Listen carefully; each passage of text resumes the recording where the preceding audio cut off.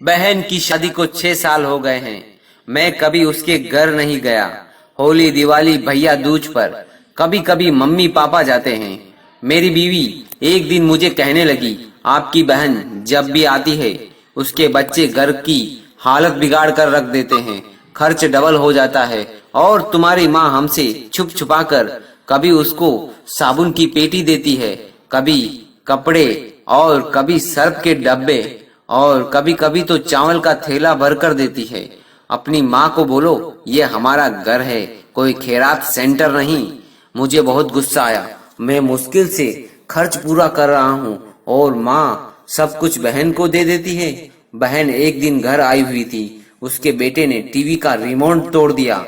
मैं माँ से गुस्से में कह रहा था, माँ बहन को बोलो कि यहाँ भैया दूज पर आया करे बस।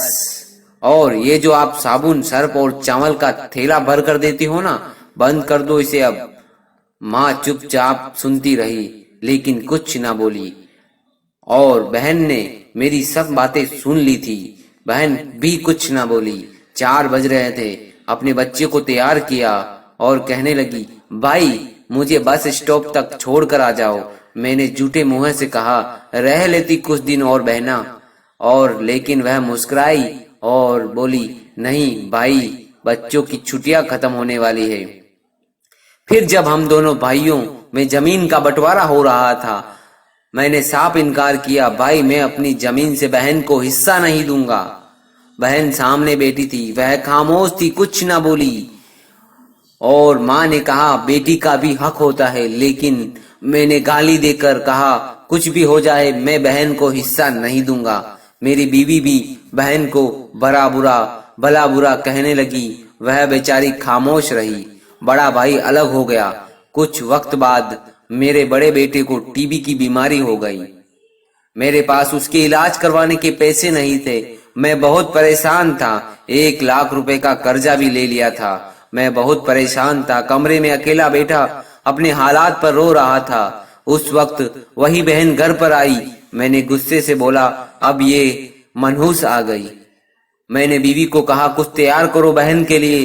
तो बीवी मेरे पास आ गई और बोली, कोई जरूरत नहीं है कुछ भी पकाने की इसके लिए। फिर 1 घंटे के बाद मेरी बहन मेरे पास आई और बोली, भाई परेशान ना हो। बहन ने मेरे सर पर हाथ फेरा और कहा, बड़ी बहन हूँ तुम्हारी, अब देखो मुझसे भी बड़े लगते हो। फिर मेरे करीब हुई, अपने पर्स से सोने के कंगन निकाल कर मेरे हाथ में रखे और आहिस्ता से बोली, पागल तू तो अच्छा नहीं लग। ये कंगन बेचकर अपना खर्चा कर बेटे का इलाज करवा ले। शक्ल तो देख जरा, क्या हालत बना रखी है तुमने। मैं खामोश था, बहन की तरफ देखे जा रहा था। वह आहिस्ता से बोली, किसी को मत बताना कंगन के बारे में, तुझे कसम है मेरी।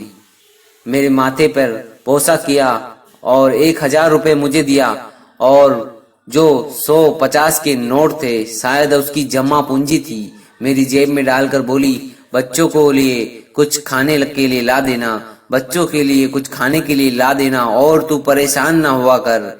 जल्दी से अपना हाथ मेरे सर पर रखा और कहा, देख तेरे बाल भी सफेद हो गए। वह जल्दी से जाने लगी। उसके पैरों की तरफ देखा तो टूटी हुई जूती पहनी थी, पुराना सा दुपट्टा ओढ़ रखी थी। जब भी आती थी वही दुपट्टा ओढ़ कर आती थी। हम भाई लोग कितने मतलबी परस्त होते हैं, बहनों को पल भर में बेगाना कर देते हैं और बहनें भाइयों का जरा सा दुख बर्दाश्त नहीं कर सकती।